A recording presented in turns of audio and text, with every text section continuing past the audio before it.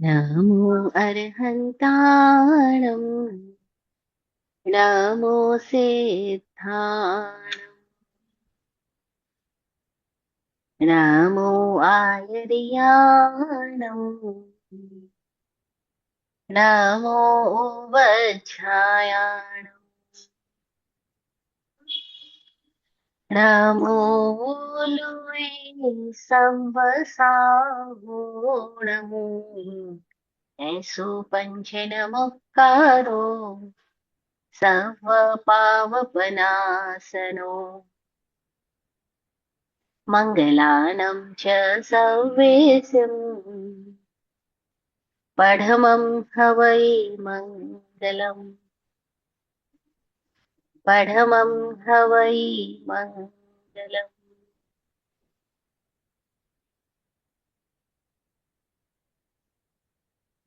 तीर्थ नमो तीर्थङ्कर प्रणमो तीर्थ नमो तीर्थङ्कर प्रणमो ध्याऊं आगमनाद जी। तीर्थ नमो तीर्थंकर प्रणमो ध्याऊं आगमनाद जी। सतगुरु चरणों रहूं समर्पित सतगुरु चरणों रहूं समर्पित हो निर्मूल प्रमाद जी। हो निर्मूल प्रमाद जी। चरण तीर्थंकर समर भगवान महावीर स्वामी को भावमय वंदन नमन। चतुर्वेद तीर्थ को प्रणाम। लोक में मौजूद समस्त दिव्य शक्तियों गुरु शक्तियों को नमन।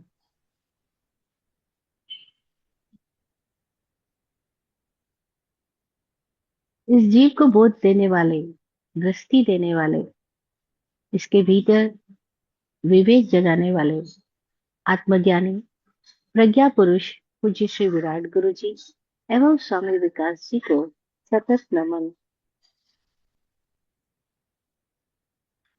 तत्वार्थादिगम सूत्र के रचयिता वाचक उमा स्वाति जी की प्रज्ञा को प्रणाम।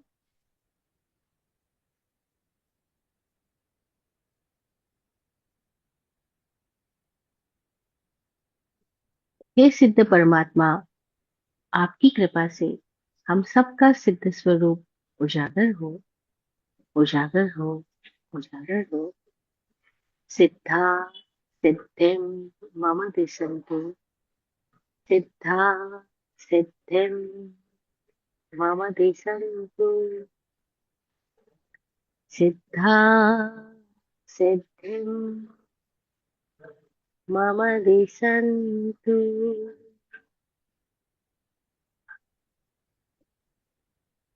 ओम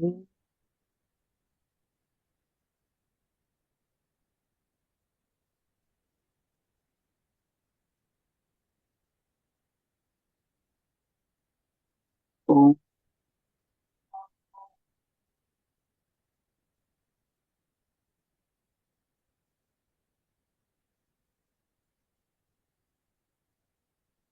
ओम।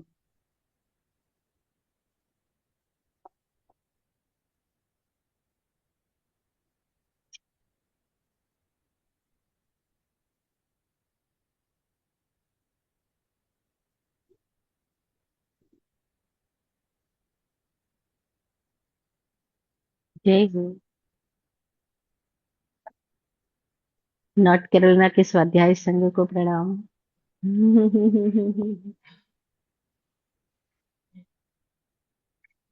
जब जब जीवन में हमारे साथ कुछ ऐसा होता है कि हमारे भीतर आ, ये प्रश्न पैदा होने लगता है कि मैं कंफ्यूज हूँ, क्या करूँ क्या ना करूँ, कुछ रास्ता नहीं दिख रहा। अभी कंफ्यूजन देखो हमको हर स्टेज पे आता है। बचपन पे तब स्टडी को लेकर के था, थोड़े बड़े हुए तो जॉब बिजनेस को लेकर के। तो जब वो शादी विवाह वाले रिश्ते आने लगते हैं, तब भी कंफ्यूजन आता है, कौन सी वाली लड़की कौन सा वाला लड़का, जाऊं ना जाऊं, ये रास्ता वो रास्ता। ये कंफ्यूजन हमको अपनी लाइफ के हर स्टेज पे आते ही रहते हैं, और यहाँ तक कि हर दिन भी आते हैं, क्योंकि हर दिन भी सोचना पड़ता है अब ये करूँ कि वो करूँ, करूँ या ना करूँ। ऑप्शन सेलेक्ट करना होता है। तो हमें क्लियरली दिखाई नहीं देता कि हमको किधर जाना, क्या करना, क्या नहीं करना। ये क्लैरिटी की कमी ऑलमोस्ट हम सब में होती है। ऑलमोस्ट हम सब देख ही नहीं पाते कि ये लाइफ को किस दिशा में हम ले जा रहे हैं या किस दिशा में ले जाने योग्य है। जो हम जब देख नहीं पाते तो हम उसको कहते हैं कंफ्यूज हूं मैं। और देख नहीं पाते, इसी को हम सूत्र की भाषा में बोल रहे हैं दर्शन पर आवरण है। अब नहीं देख पा रहे, इसका मतलब क्या है कि आवरित है ना दर्शन। कवर्ड हो गया मेरा विजन। अब ये जो विजन कवर्ड हो गया, इसकी वजह से क्या हो रहा है कि मेरे भीतर कंफ्यूजन ही कंफ्यूजन है। क्लैरिटी नहीं है। और क्लैरिटी कब आती है? तो हम देखते हैं जब आकाश पे बादल हट जाए तो फिर आकाश एकदम क्लियर दिखाई देता है। ऐसे हमारे चित्त पर बहुत सारे विचारों के बादल हैं, बहुत सारे थॉट्स हैं। और किसके बादल है हम देखें तो बहुत सारे इंफॉर्मेशन है हमारे पास। और मोर इंफॉर्मेशन मोर कंफ्यूजन। जब कोई इंसान छोटे गांव में रह रहा था, बीमार हो जाता, एक वैद्य था गांव में, तो उनके पास कोई कंफ्यूजन नहीं थे। कुछ भी बीमार हुआ वैद्य जी के पास जाओ, सिंपल इलाज हो जाएगा। लेकिन अभी मोर डॉक्टर्स, मोर कंफ्यूजन। क्योंकि इतनी सारी पैथीज है, इतनी सारी थेरेपीज है, ये करूँ वो करूँ, यहाँ जाऊँ वहां जाऊँ, किसका प्लस किसका minus. More information more confusion. तो क्या मोर इन्फॉर्मेशन नहीं होनी चाहिए? उसको तो रोका नहीं जा सकता। जिस युग में आज हम जी रहे हैं वहां तो बहुत सारे इन्फॉर्मेशन है, बहुत सारी परिस्थितियां हैं, तरह तरह की जानकारियां हैं। और हमें लगातार इंटरनेट के थ्रू ना जाने कितनी सारी जानकारियां मिलती ही चली जा रही है। तो वो जानकारियों के साथ हम डेवलप हो रहे हैं, हम क्लियर विजन वाले हो रहे हैं, हम हल्के फुल्के हो रहे हैं, या हम देखें कि हम बर्डन हो रहे हैं। तो हम देख रहे हैं कि ये तो बर्डन बढ़ गया। बच्चे की आंखों में जितनी क्लैरिटी दिखाई देती है उतनी युवान की आंखों में नहीं दिखाई दे रही है। कल हम एक छोटे बच्चे को देख रहे थे, हम उसको देख के हैरान हो रहे थे कि वो एक टक हमें देख रहा है, एक पलक भी नहीं झपक रहा है। और एक एक करके हम जितने लोग बैठे सबको देखे जा रहा है। घर वाले उसको बोल रहे हैं कि तुम कुछ कहो, तुम उनसे बात करो, तुम चुपचाप क्यों देख रहे हो, अभी वो 2 साल का ही बच्चा है। कह रहे इतना बोलता है लेकिन आज अब बोल क्यों नहीं रहा है? हमने कहा हम नए चेहरे हैं, और वो नए चेहरों को रीड कर रहा है, अभी ऑब्जर्व कर रहा है। अभी वो केवल ऑब्जर्वेंट है, उसके पास कोई थॉट्स नहीं है, केवल ऑब्जर्व कर रहा है। वो बच्चे का ऑब्जर्वेशन अभी क्लियर है, लेकिन धीरे धीरे जब और थॉट्स आते जाएंगे उसका ऑब्जर्वेशन करप्ट हो जाएगा। और हमारे साथ यही हो रहा है। हम चीजों को, इंसानों को हम एज इट इज ऑब्जर्व नहीं कर पाते, बीच में थॉट्स आ जाते हैं। और ऑब्जर्वेशन को जो ऑब्स्टेकल दे रहे हैं वो थॉट्स दे रहे हैं। वो हमें समझ ही नहीं आ रहा कि वो जो थॉट्स है वो हमारे जानने और देखने की प्रक्रिया में बाधक बन रहे हैं। इसीलिए ये अनुभवी लोग कह रहे हैं कि विचार दर्शन पे आवरण है और जानकारियां ज्ञान पर आवरण है।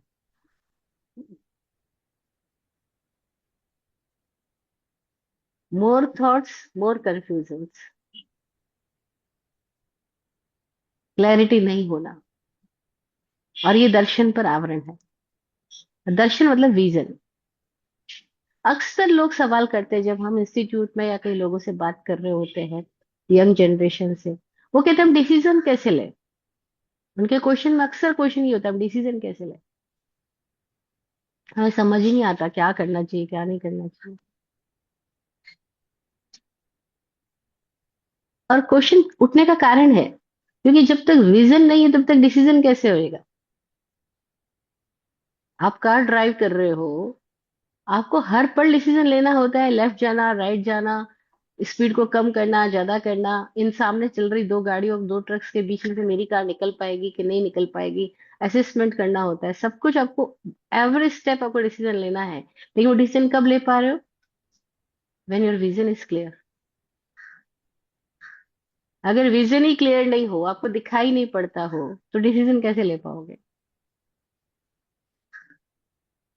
एक भाई कार चला रहा है, इतनी बारिश आ रही है, उसकी वाइफ पास में बैठे हुए बोल रही है तुम वाइपर तो यूज करो, मिरर के ऊपर इतना पानी पानी हो गया, वाइपर तो यूज करो। वो बोल रहा है पहले से ही नहीं दिख रहा, तू और कह रही है वाइपर यूज करो। जब दिख ही नहीं रहा है तो वाइपर कैसे यूज करूं? भाई वाइफ यही कह रही है कि जब दिख ही नहीं रहा है तभी तो वाइपर यूज करो ताकि दिख सके, लेकिन वो कह रहा है जब दिख ही नहीं रहा, इतना बादल है, इतनी बारिश है, तो वाइपर यूज करके क्या करूंगा? बस ऐसे ही हम सारे लोग हैं। उनकी बातें हमें लगेगा ये पागल है क्या, ये आदमी ऐसे क्या बोल रहा है, लेकिन हम भी सब ऐसे ही है। हमें कोई कहते हैं वाइपर यूज करो, हम कहेंगे दिख ही नहीं रहा है तो सोचू कैसे, दिख ही नहीं रहा है, समझ ही नहीं आ रहा है तो क्या करूं मैं? अरे भाई वाइपर यूज करो, विचार से बाहर आओ।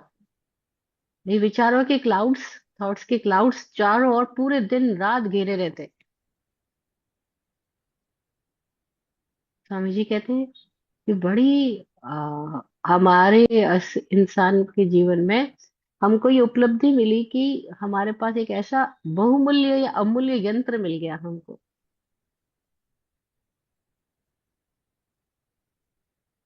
लेकिन उस यंत्र का उपयोग करना हमें नहीं आ रहा। ये अमूल्य यंत्र मिल गया हमको, ब्रेन माइंड जिसको हम कह रहे हैं, मनोमस्तिष्क,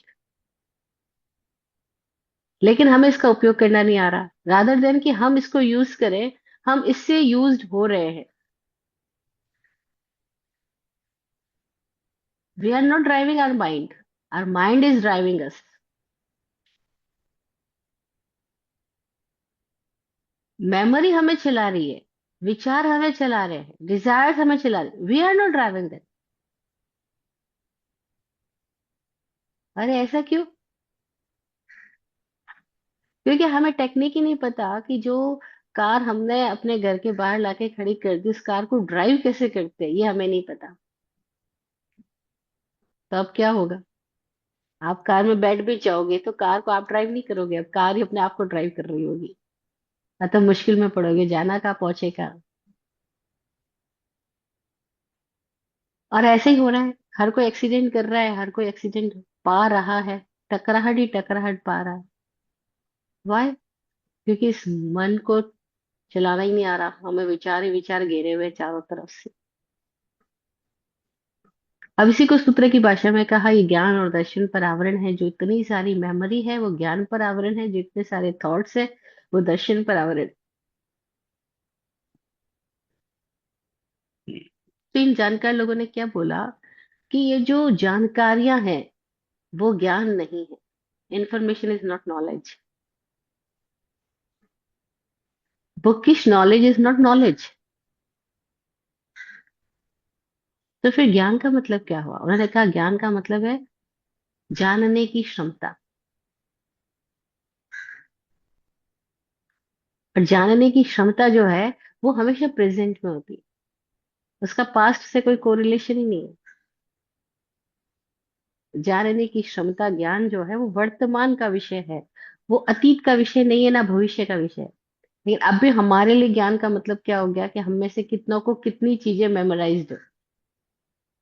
आप जिस भी फील्ड में खड़े हो, आप वकील के फील्ड में खड़े हो तो आपको लगता है कितनी किताबें, कितने लॉज आपने मेमोरी में डाल रखे हैं, कितनी बुक्स आपकी मेमोरी में, आप चार्टेड हो तो कितनी बुक्स आपकी मेमोरी में है, आप डॉक्टर हो तो कितने सारे लोगों के पहले की रिसर्चेज आपकी मेमोरी में है।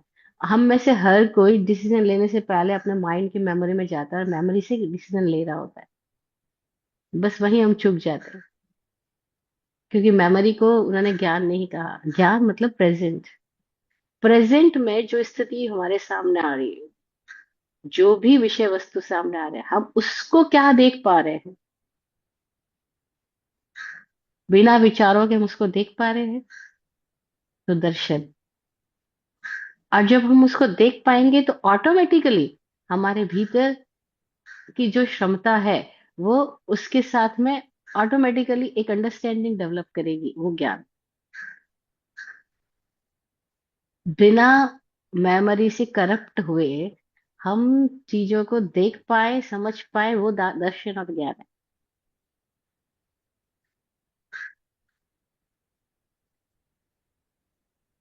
और खाली इस धरती पर अभी तक एक भगवान महावीर हुए हैं जिन्होंने इस ज्ञान और दर्शन को भी अलग अलग भेदों से हमें समझाया है।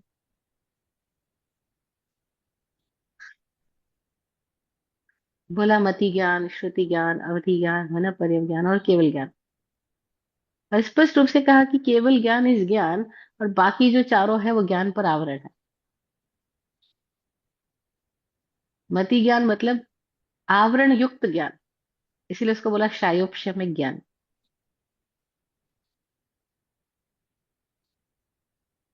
और क्या बोला कि जो मति है, जो मेमोरी है, वो केवल ज्ञान तक नहीं ले जाएगी, वो केवल ज्ञान में बाधक है। तो फिर हम मेमोरी के साथ क्या कर सकते हैं? मेमोरी को डिस्कार्ड नहीं कर सकते, डिलीट नहीं कर सकते। एक बार जो दिमाग में गया वो गया, अब उसको निकालोगे कैसे? जो शरीर में गया, जो भोजन के रूप में गया, उसको तो निकालने के लिए शरीर ने प्राकृतिक व्यवस्था दे रखी है। लेकिन जो दिमाग में गया उसको निकालने के लिए प्रकृति की कोई व्यवस्था नहीं है।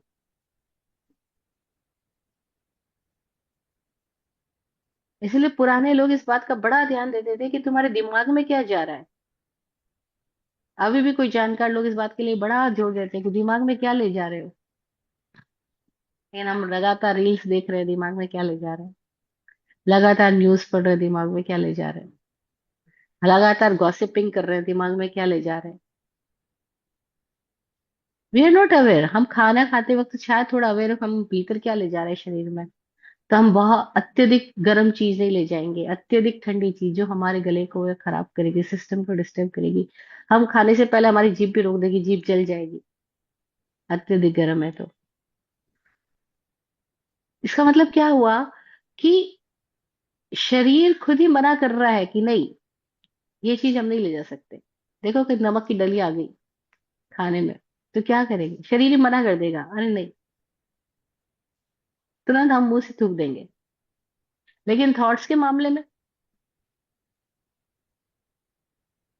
हमारे पास कोई फिल्टर नहीं है।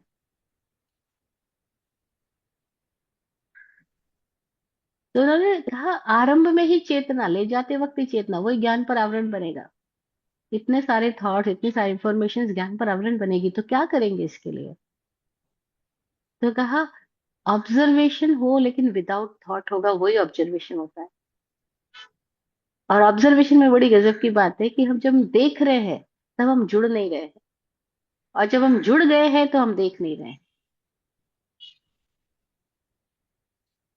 जैसे ही हम किसी चीज के साथ एसोसिएट हो गए, अटैच्ड हो गए, अब दिखना बंद हो जाएगा। और जब तक, तब तक हम देख पा रहे हैं जब तक कि हम अटैच नहीं हुए।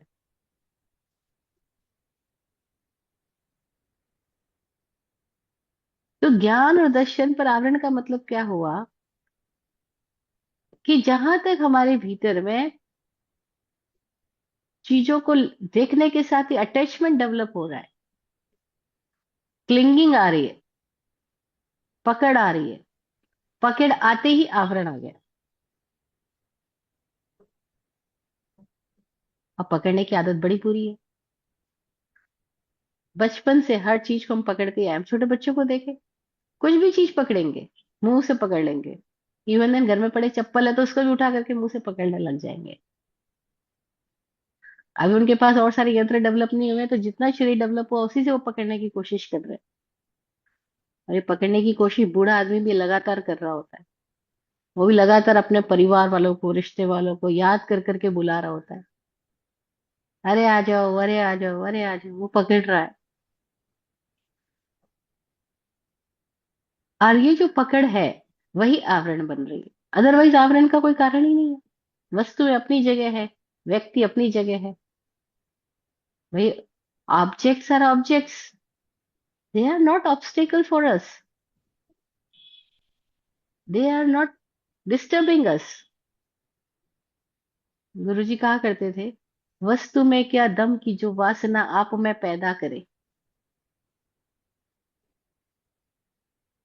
वस्तु में क्या दम कि जो वासना आप में पैदा करे।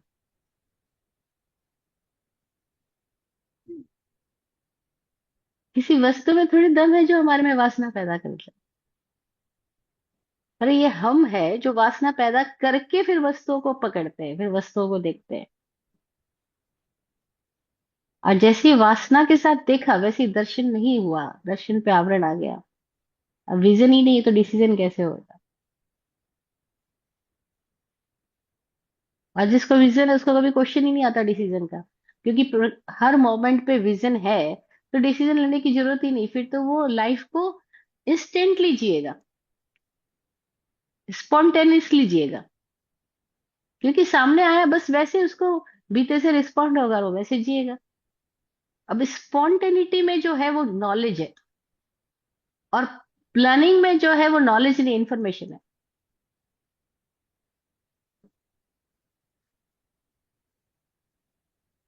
इस भेद को अपने एक्सपीरियंस से हमें एक समझना होगा।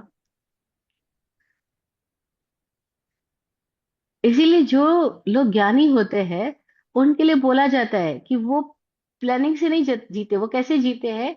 श्रीमद राजचंद्र जी की वाणी में एक शब्द आता है बहुत प्यारा, कि सदगुरु जो होते हैं वो विचरे उदय प्रयोग। यानी उनका विचरण जो है वो उदय प्रयोग है। जैसा सामने आया वैसे किया।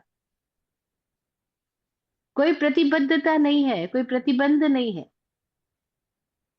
कोई उन्होंने पहले से प्लान्ड करके अपने आप को कहीं रोका हुआ, फ्रेम किया हुआ नहीं है। तो वो क्या करेंगे कि जो सामने आएगा विचरे उदय प्रयोग, उदय में जो आया बस उसके अकॉर्डिंग जी लिया। यानी कि भीतर से जो आया, भीतर बाहर से जो रिफ्लेक्शन पैदा हो बस जी लिया। लेकिन उन्होंने कहीं भी कोई भी तरह का बंधन नहीं बांधा, इसलिए विचरे उदय प्रयोग हो गया। और हमारे साथ क्या होता है, कुछ कहीं जाना है तो 100 बातें सोचते हैं, जाऊं नहीं जाऊं, जाने से क्या होगा, क्या फायदा क्या होगा। अक्सर आप देखो लोगों की बातों में ये शब्द आएगा कि करने का फायदा क्या है। और फायदे का मतलब क्या हुआ कि अभी भी वो लोग वो P&L अकाउंट में ही अटके हुए हैं। वो जीवन को जीवंतता से नहीं जीते, वो जीवन को उसके व्यापारिक टर्म में जीते हैं कि प्रॉफिट क्या, लॉस क्या, इनसे मिलूं तो फायदा क्या, नुकसान क्या, इनसे मिलने पर गिफ्ट आएगा या गिफ्ट देना पड़ेगा।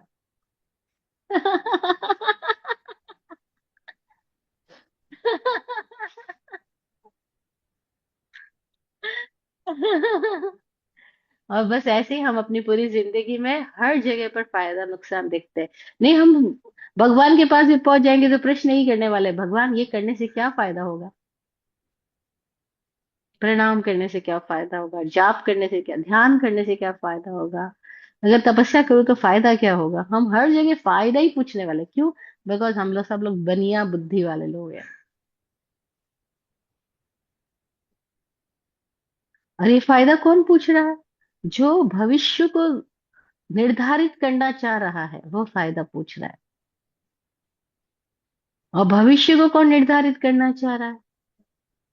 जो वर्तमान में आनंदित नहीं है, जिसको वर्तमान में मजा ही नहीं आ रहा है, वो अपने फ्यूचर को कहीं ना कहीं डिजाइन करना चाह रहा है। और जो फ्यूचर वर्तमान में मजे में है वो फ्यूचर को डिजाइन करने की कोशिश में ही क्यों लगेगा? उसके लिए फ्यूचर कुछ है ही नहीं। उसके लिए जो है वो प्रेजेंट है। तो जब ये स्थिति आती है कि जो है वो प्रेजेंट है, जो है उसमें मेमोरी से नहीं जीते, हमारे भीतर बाहर जो रिफ्लेक्ट पैदा होता है, बस जो हमको दिखाई पड़ता है हम वैसे जीते हैं। तो जो उसको कहते हैं सहज जीना। और प्लान्ड करके जीने को बोलते हैं असहज जीना। अपने को सुबह उठते ही सब प्लानिंग कर लो, आज मुझे इतने बजे ये करना, उतने बजे वो करना, उतने बजे वो करना, ऐसा ऐसा करना।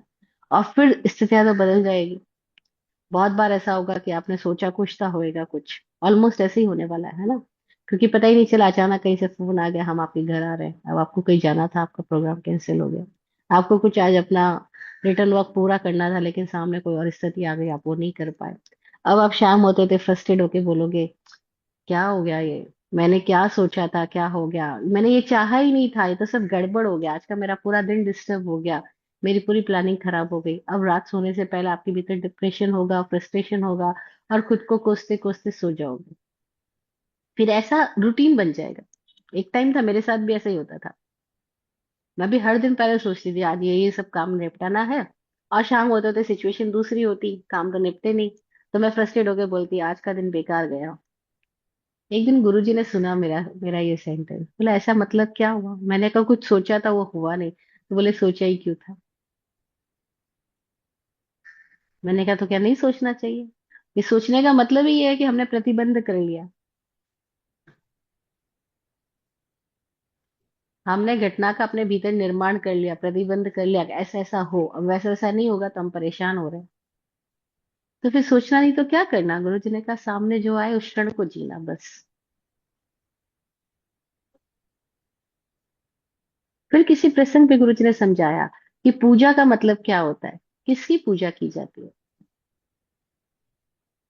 मैंने कहा पूजा मतलब इष्ट की जाती है। तो फिर बोला इष्ट क्या है, जैसे हम पूजा करते हैं किसकी करते हैं, सब अपने अपने इष्ट की तो पूजा कर रहे होते हैं। तो बोले अच्छा इष्ट का मतलब क्या है, टारगेट, यही ना। तो गुरुजी ने समझाया इष्ट है निकटस्थ प्रतिमा। निकटस्थ प्रतिमा मतलब आपके एकदम निकट में स्थित प्रतिमा कौन सी है। जैसे कि अगर हम किताब पढ़ रहे हैं उस समय हमारे लिए निकटस्थ प्रतिमा किताब है। अगर हम किसी व्यक्ति से बात कर रहे हैं तो उस समय हमारे लिए निकटस्थ प्रतिमा वो व्यक्ति है। अगर हम सब लेट्स सी हम बर्तन साफ कर रहे हैं तो हमारे लिए निकटस्थ प्रतिमा बर्तन है। अगर आप कोई फाइल चेक कर रहे हो तो आपके लिए निकटस्थ प्रतिमा वो फाइल है। निकटस्थ प्रतिमा का मतलब हुआ प्रतिमा नहीं ऑब्जेक्ट, निकटस्थ यानी नियरेस्ट। तो नियरेस्ट ऑब्जेक्ट इस समय क्या है आपके लिए, वो ही आपका इष्ट है। और उसकी पूजा करना यानी उसकी वर्शिप करना यानी कि अपनी पूरी जागृति से जो काम आप कर रहे हो अपनी चेतना को वहीं पे जोड़ के रखना, तो वो काम में आपकी पूरी सजगता रहेगी। सजगता से ज्ञान आएगा। सजगता से आप फ्यूचर में नहीं भागोगे, पास्ट में नहीं भागोगे, प्लानिंग में नहीं करोगे, शोक में नहीं जाओगे, दुख में नहीं जाओगे। सजगता से आप जब जहां हो वहां पर अपनी पूरी योग्यता दे पा रहे हो, पूरी जागृति के साथ जुड़ रहे हो। तो क्या होगा कि क्षण क्षण जो विषय बदलता जाएगा, हर क्षण के साथ हम भी उन विषयों के साथ तो है, हम इन्वॉल्व तो है, लेकिन हम इंडल्ज नहीं हो रहे। इन्वॉल्वमेंट पूरा है लेकिन इंटेलिजेंस बिल्कुल भी नहीं। इंटेलिजेंस कब होता है, जब हम मेंटली प्रोसेस करना शुरू कर देते हैं। फिजिकली कई होते हैं और मेंटली कई और होते हैं। बस यहीं से सारी बीमारियां स्टार्ट हो जाती हैं।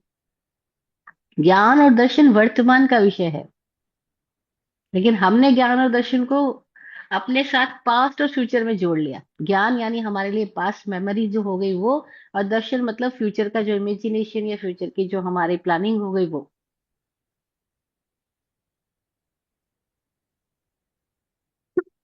हम देखना किसको चाह रहे, भविष्य को। हम जानना किसको चाह रहे, अतीत को।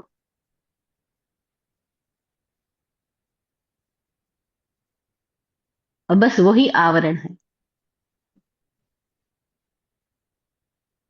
और हम किसी को बोले कि नहीं अतीत को नहीं जानना, जो सामने है उसको जानना है, और जो सामने है उसको देखना है। तो नॉर्मली आदमी कहेगा पागल है क्या, ऐसा कैसे हो सकता है। वो विद्वान होते हैं जिनको बहुत सारे शास्त्र याद होते हैं। वो मास्टर होते हैं जिन्होंने डिग्री ले रखी होती है।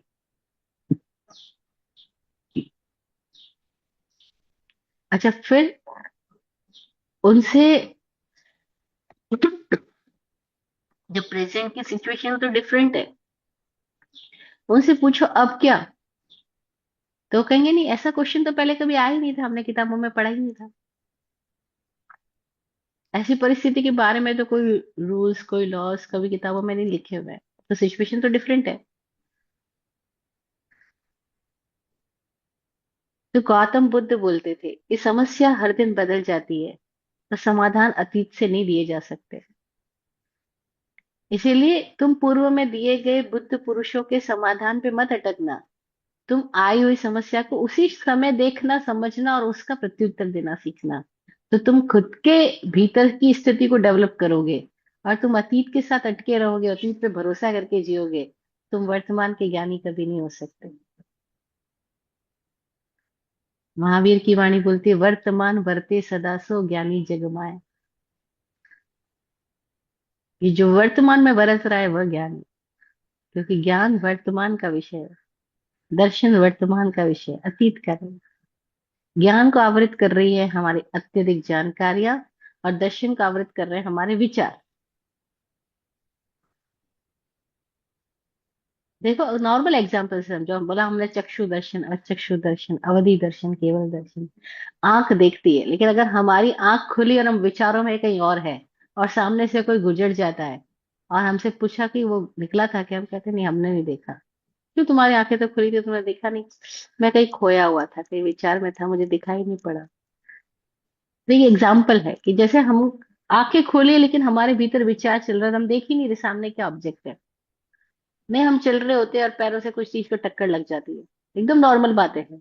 पैर पे कुछ चीज टकरा जाती है, सामान गिर जाता है, सामान खराब हो जाता है। फिर हमसे पूछा जाता है, अरे तुम देख के नहीं चल रहे थे, आंखें तो खुली थी। तो पुराने लोग बोलते थे, आंख छता अंधा भया। आंख छता अंधा भया, आंखें हैं लेकिन अंधे हैं ये तो। ये दिखाई नहीं पड़ रहा है इनको, क्यों? क्योंकि अपने विचारों में कहीं खोए हुए हैं।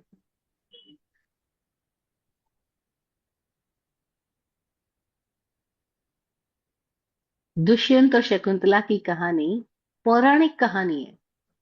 सबके साथ यही हो रहा है कि सामने ऋषि खड़ा है, लेकिन हम अपने प्रियतम की याद में गए हुए हैं। तो हमें सामने खड़ा हुआ ऋषि दिखाई नहीं दे रहा, सामने खड़ा हुआ गुरु दिखाई नहीं दे रहा, सामने रहा हुआ मोक्ष दिखाई नहीं पड़ रहा। क्योंकि हमारे भीतर तो विचारों में इतनी सारी बातें मोक्ष को लेके, सिद्धांत है, धारणाएं हैं, लेकिन मान्यताएं, लेकिन प्रत्यक्ष दर्शन ही नहीं है। और दर्शन का नाम मुक्ति है। केवल ज्ञान, केवल दर्शन, ये स्वभाव है। लेकिन हम स्वभावस्थ नहीं है, तो हम, हमारे ऊपर आवरण ही आवरण है। फिर इस आवरणों को समझाने के लिए उन्होंने बहुत सारे सूत्र रच दिए कि कैसे कैसे आवरण होते हैं, कैसे कैसे आवरण पैदा होते हैं। पर खाली इन सूत्रों से ही समझ नहीं आ जाएगा। लाइफ में खुद अप्लाई करने से, एप्लीकेशन से समझ में आएगा।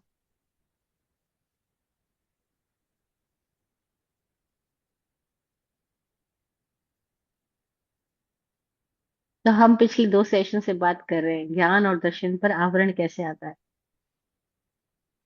तत्वार्थादिगम सूत्र के 6 अध्याय का 11वां सूत्र पे हम चर्चा कर रहे हैं पिछले 2 सेशन से। कितत प्रदोष निन्नव मात्सर्य अंतराय आशा तनोपगाता ज्ञान दर्शनावरणयो। कि प्रदोष द्वेष से, निन्नव छुपाने से, तत्प्रदोष निन्नव आसादनोपगाता, मात्सर्य अंतराय, ईर्ष्या करने से, मात्सर्य अंतराय बाधा डालने से, आसाधना करने से और उपघात कर देने से ज्ञान और दर्शन पर आवरण आता है। ये सारी बात जब हिंदी में उन्होंने थोकड़ों में समझा, ज्ञानावण्य दर्शनावण्य कर्म बंध के कारण में, तो सारी बात को ऐसे कहा गया कि ज्ञान और ज्ञानी की आशातना करने से कर्म का आवरण होता है। दर्शन और दर्शनी की आशातना करने से दर्शनावन्य कर्म का बंधन होता है।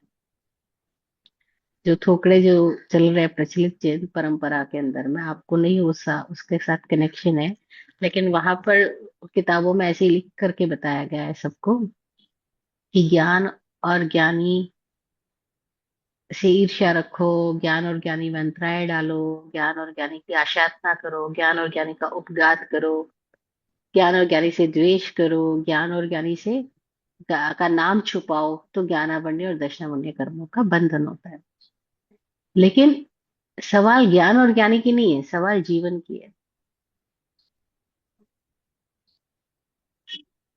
वहाँ हम कैसे डिफरेंशिएट करेंगे कि ये ज्ञान है, ये ज्ञानी है, और ये ज्ञानी नहीं है या ज्ञानी है।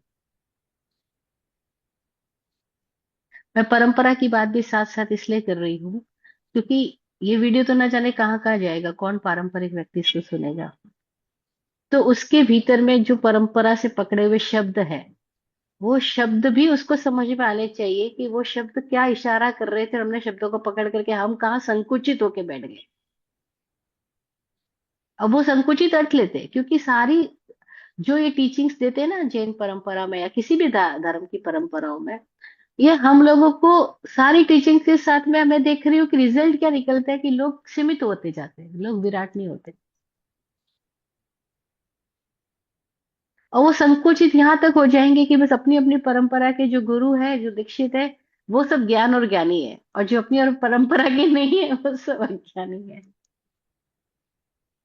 फिर वो क्या अपनी मान्यताओं को, जो उन्होंने मान्यता इकट्ठी कर ली या पकड़ ली है, जिसकी पकड़ बना ली है, जैसे सपोज कोई तेरा पंथ की मान्यता वाला है तो उसे तेरा पंथ की पकड़ बना ली, स्थानकवासी ने अपनी पकड़ बना ली, दिगंबरों ने अपनी पकड़ बना ली। अब जिन्होंने जिस पंथ परंपरा ने अपनी अपनी जो जो पकड़ बना ली है, वो उस पकड़ में जो डेवलप लोग हैं उनको तो वो ज्ञानी बोलते, बाकी लोगों को वो अज्ञानी बोल देते। और वो क्या कहते हैं, अपनी परंपरा वाले ज्ञान और ज्ञानी का तो हमें गुणानुवाद करना है, उनका तो रेस्पेक्ट करना है, उनको तो सारी सुविधाएं मुहैया करवानी है, उनका तो आदर सत्कार बहुमान सब कुछ होना चाहिए। लेकिन जो अन्य परंपरा वाले हैं, हैरानी होती है मुझे। एक आर्टिकल के बारे में किसी गुजराती एक महिला को बहुत पसंद आया, वैभवश्री का एक आर्टिकल। तो उन्होंने कहा कि मैं इसको गुजराती में ट्रांसलेट करके अपनी मैगजीन जो गुजराती की चलती है गुजरात में, मैं जैनों में बहुत फेमस है वो मैगजीन, अभी मुझे उसका नाम नहीं है, प्रबुद्ध या प्रबोध जीवन ऐसा कुछ नाम होगा, तो बोला मैं उसमें ये पब्लिश करवाना चाहती हूँ, तो मुझसे परमिशन लेने के लिए फोन किया। मैंने कहा भाई मैंने तो लिख दिया, अब आपकी इच्छा है, आपको जहां पब्लिश करना है करवाइए। तो कुछ दिनों बाद उसका फोन आता है कि मैंने ट्रांसलेट कर दिया, मैंने संपादक को भेजा, लेकिन उन्होंने पूछा कि ये कौन सी माँ सती जी का लेख है, तो पता लगा कि ये तो स्थानिक वासी है और ये गुजराती नहीं है। तो उन्होंने अपनी मैगजीन में छापने से मना कर दिया। तो तो ये एग्जाम्पल के तौर पे कह रही हूँ, ये सबके साथ हो रहा है। आपका इंटेलिजेंस नहीं आपके लिए रेस्पेक्ट का कारण बन रहा है, लोग आपकी रेस्पेक्ट तब कर रहे हैं जबकि तुम उनसे कनेक्टेड हो, उनसे कंसर्न करते हुए उनकी बात कर रहे हो। मतलब कि इस दुनिया में आपकी उपयोगिता क्या है, आपका संबंध क्या है, ये देखा जाएगा, आप क्या हो ये नहीं देखा जाएगा।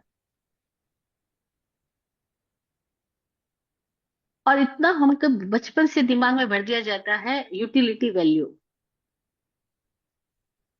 और हम सबको भी ऐसे ही डेवलप किया जाता है कि कैसे हम ज्यादा से ज्यादा उपयोगी बन सके, हमारी यूटिलिटी ज्यादा से ज्यादा बढ़नी चाहिए।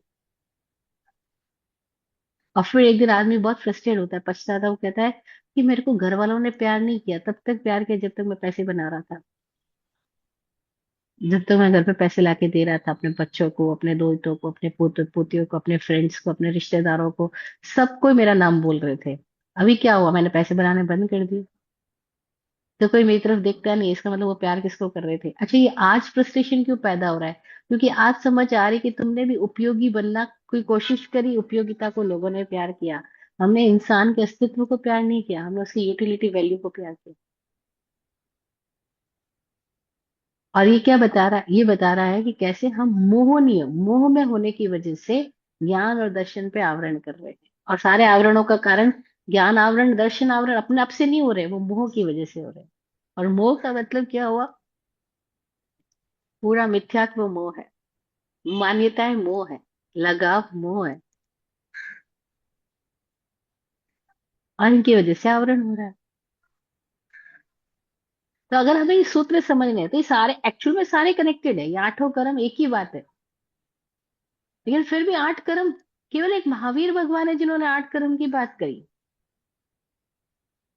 इतने संबुद्ध पुरुष हुए लेकिन इस तरीके से क्लासिफिकेशन किसी ने नहीं किया होगा। ये सारा जो प्राणी जगत है वो किस तरीके से ऐसे क्यों बना है, ये विविधताएं, विचित्रताएं और विसंगतियां दिखाई पड़ रही, सब हो क्यों रही है। तो उन्होंने बताया कैसे हमारे भीतर ये मेमोरी प्रोग्राम्स फीड होते हैं, और ये मेमोरी प्रोग्राम्स ही हमारे कर्म बन रहे हैं।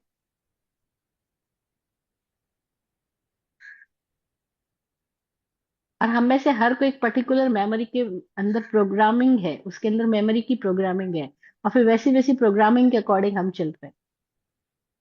आज की दुनिया में ये बात समझना एक और तरीके से आसान है।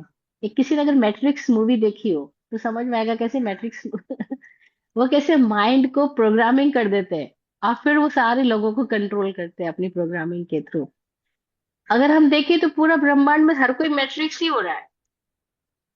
हम सबको प्रोग्रामिंग की जा रही है, और हम लगातार प्रोग्रामिंग में जी रहे हैं और दूसरों को प्रोग्रामिंग कर रहे हैं। कल ही हम किसी घर में बैठे हैं और जैन लोगों के बीच में है, तो वो बोल रहे कि क्या हम बच्चों को फिर संस्कार ना दे, क्या हम ये परंपराएं ना सिखाएं उनको। स्वामी जी ने बोला कि संस्कार तो दिया ही नहीं जा सकता, आप जो दे रहे हो वो हैबिट दे रहे हो, संस्कार कैसे दे सकते हो।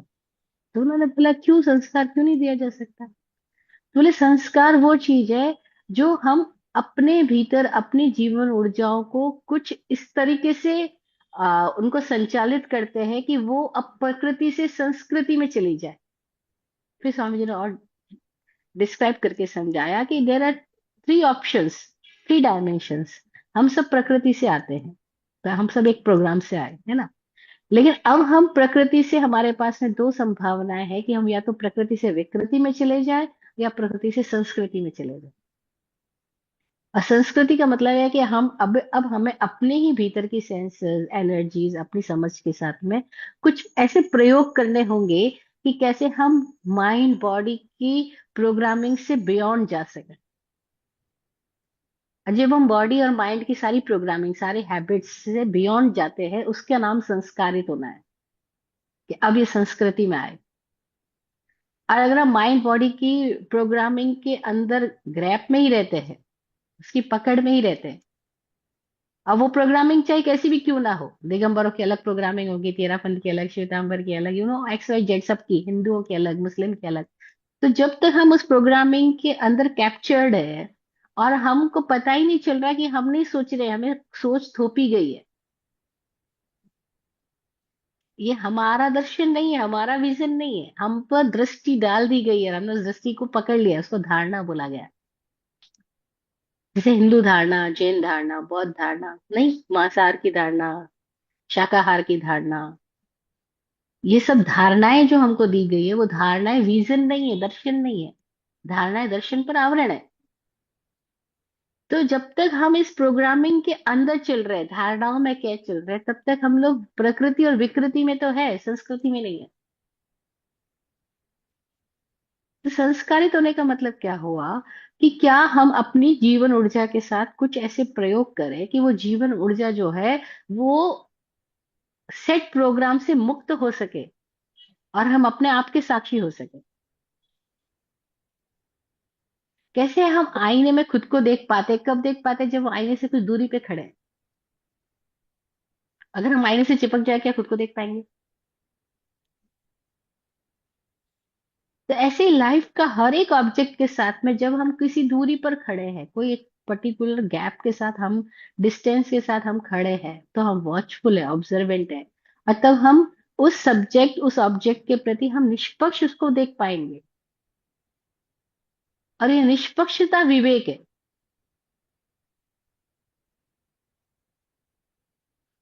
उस विवेक में संस्कार है। लेकिन जब हम किसी के साथ पहले से ही प्रोग्राम्ड है, और बचपन से प्रोग्रामिंग चालू हो जाती है, हमको अच्छा क्या, बुरा क्या, सही क्या, गलत क्या, ये क्या, वो क्या, दिमाग में इतनी सारी नैतिक धारणाएं डाल दी जाती है, और हम उस नैतिकताओं के ही कारागृह में घूमते रहते हैं। और हमें समझ ही नहीं आता है, जैसे हमें ये कहा जाता है ये अच्छा और ये बुरा है, वैसे ही बुरे के प्रति भी हमारे भीतर में आकर्षण पैदा हो गया।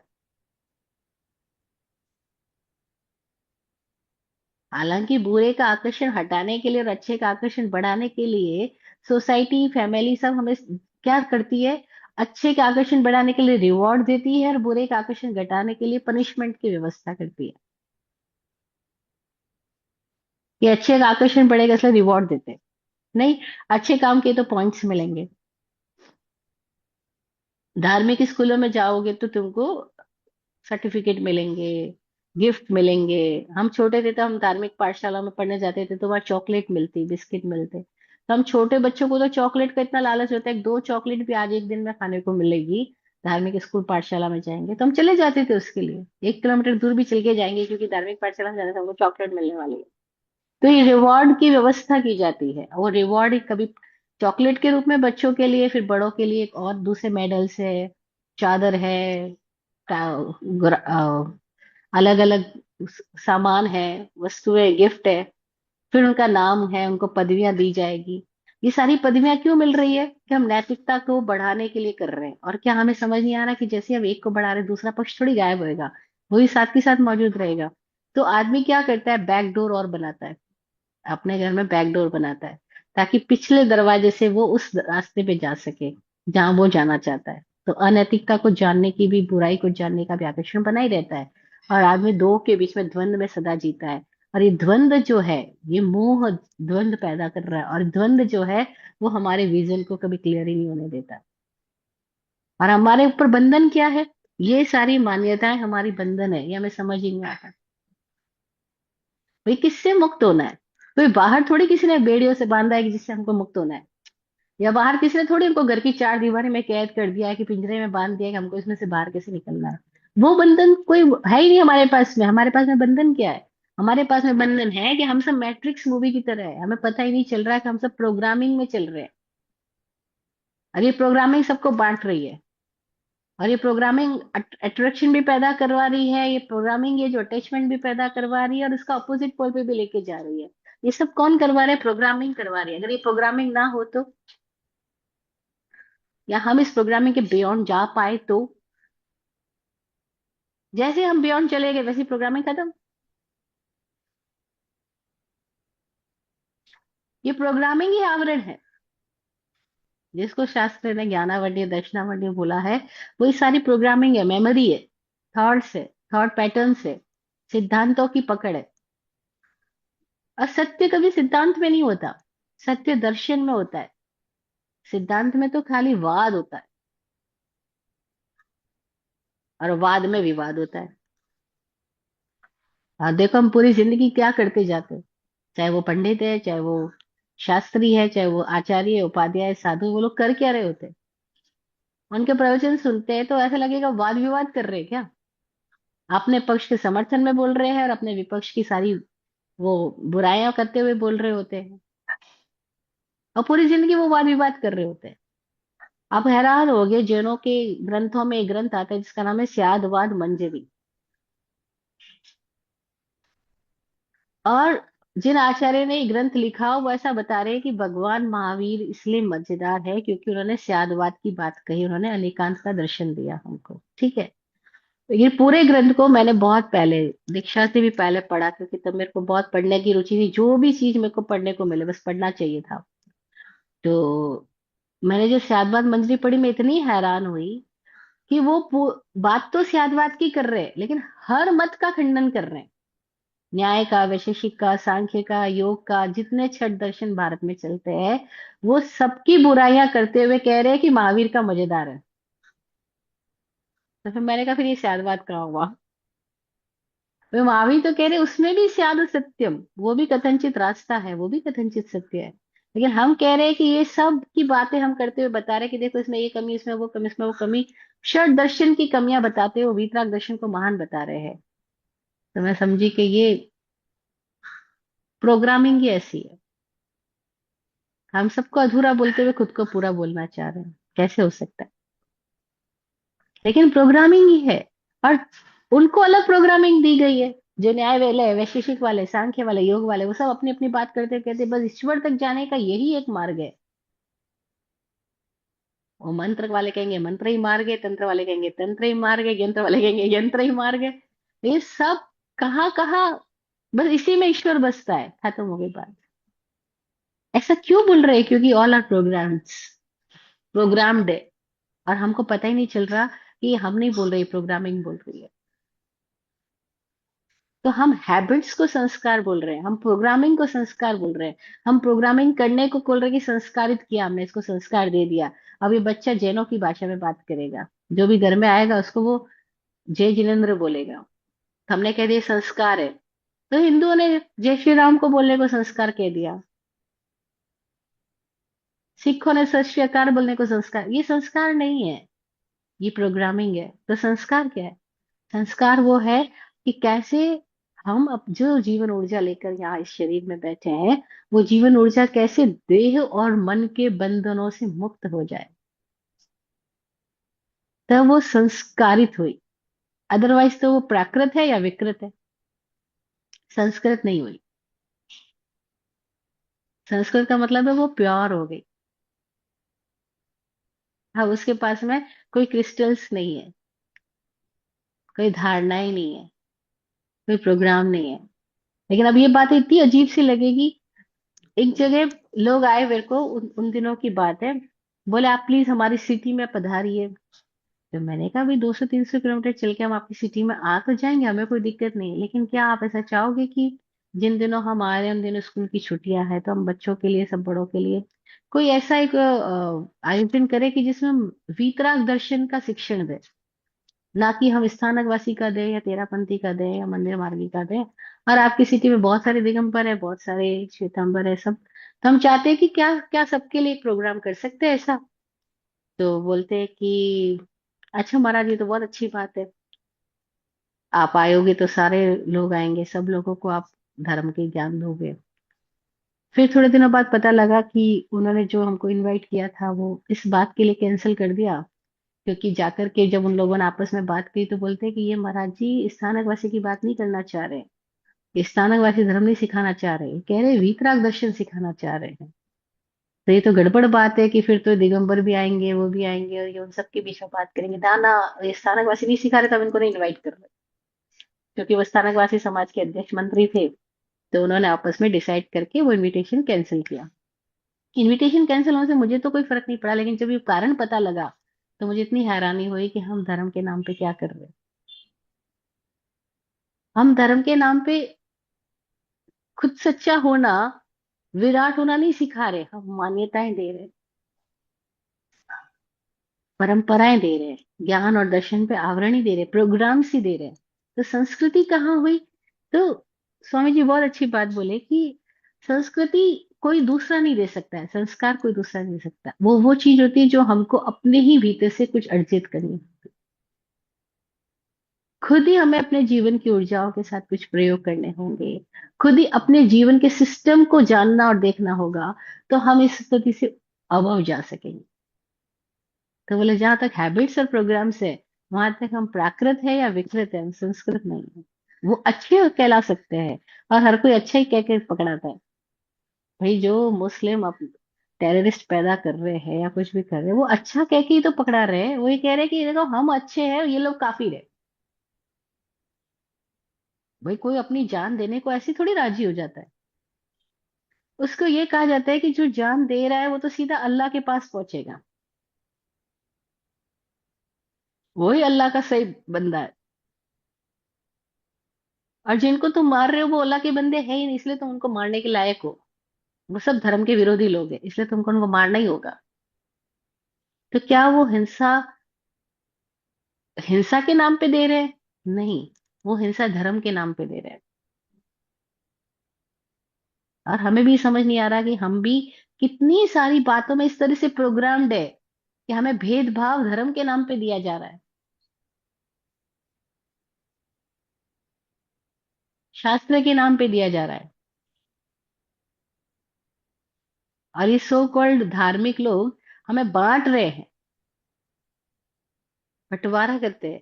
तो विराट गुरु जी कहते थे, आदमी को बांटता वो धर्म क्या, जो करे बेचैन दिल वो कर्म क्या। तो अगर हम समझे जिंदगी को, तो ज्ञान और दर्शन पे आवरण का मतलब क्या है कि जब तक हम प्रोग्रामिंग के अंदर है तब तक हम आवृत है, कवर्ड है। तो हमें करना क्या होगा? कैसे एक आईने से दूरी बना के खड़े होते हैं तो दिखाई देता है, बस ऐसे ही हमें एक गैप बना के देखना सीखना होगा, जिसको भगवान ने कहा भेद विज्ञान। और भेद विज्ञान आया तो फिर ज्ञान और ज्ञानी की आशाधना की बात नहीं, फिर पूरा जीवन ही ज्ञान है।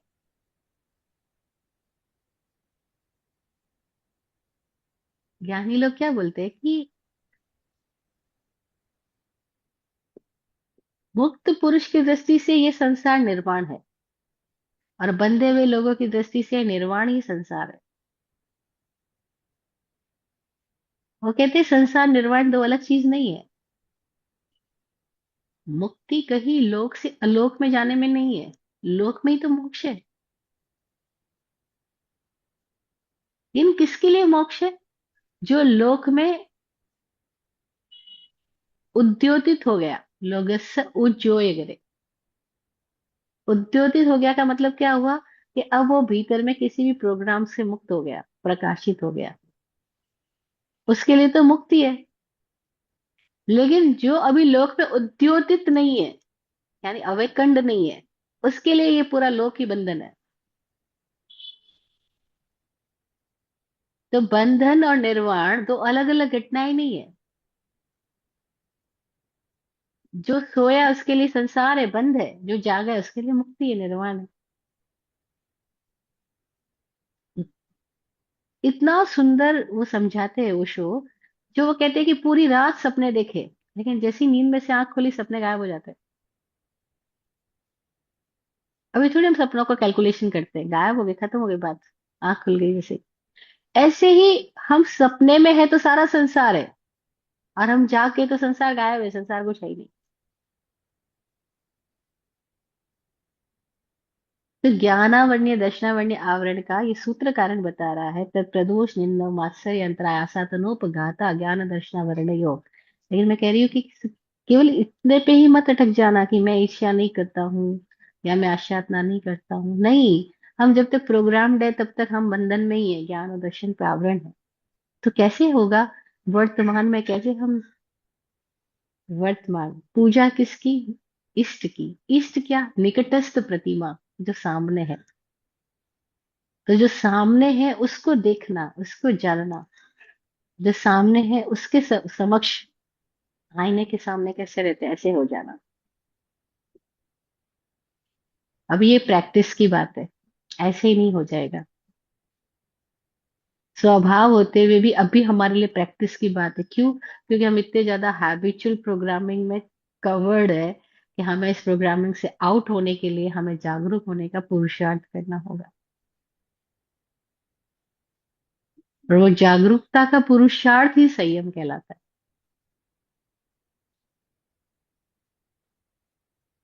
तो फिर क्या होगा? फिर ज्ञान दर्शन तो स्वभाव है, वो कहीं बाहर से थोड़ी हमें लाना है।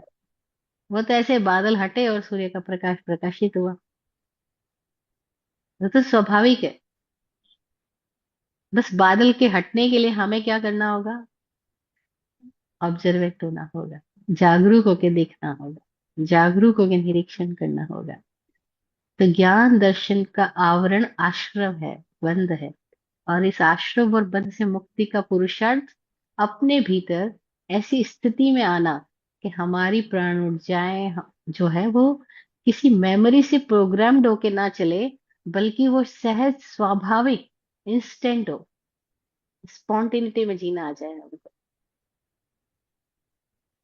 और जो स्पॉन्टिनिटी है उसको सम्यक बोला। सम्यक का मतलब है समय में, और समय का मतलब क्या है? वह जो ना पीछे है ना आगे, इंस्टेंट, स्पॉन्टेनियस, स्पॉन्टिनेट है। तो स्पॉन्टेनियस हो जाना, सहज हो जाना एकदम, वह सम्यक जीना है।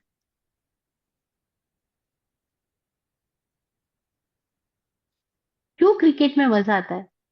देखो जरा, क्रिकेट या इस तरह के प्लेस में, क्योंकि वहां कहीं ना कहीं हमारे भीतर एक स्पॉन्टेनिटी डेवलप होती है कि जैसी बॉल आएगी वैसी हमें बैटिंग करनी है। अब बॉल कैसे आएगी वी डोंट नो, तो बॉल के साथ हमारे भीतर से एक बैटिंग पैदा होगी। वो जो स्पॉन्टेनिटी, उसे मजा आया। मजा क्रिकेट का क्रिकेट में नहीं है, मजा क्रिकेट का स्पॉन्टेनियस हो जाने में है। ऐसी कोई भी चीज में, रिस्क में मजा आता है। क्यों मजा आता है? क्योंकि वहां हम स्पॉन्टेनिटी को, स्पॉन्टेनिटी हमारी लाइफ में आती है, हम स्पॉन्टेनियस हो जाते हैं, तो उसका मजा आता है। तो सम्यक हो जाने में ज्ञान और दर्शन पे आवरण खत्म हो जाते हैं। सम्यक ना हो तो ज्ञान भी आवृत, दर्शन भी आवृत। और आवरण कितने गजब के! मेमोरी ज्ञान का आवरण है और थॉट्स दर्शन का आवरण है।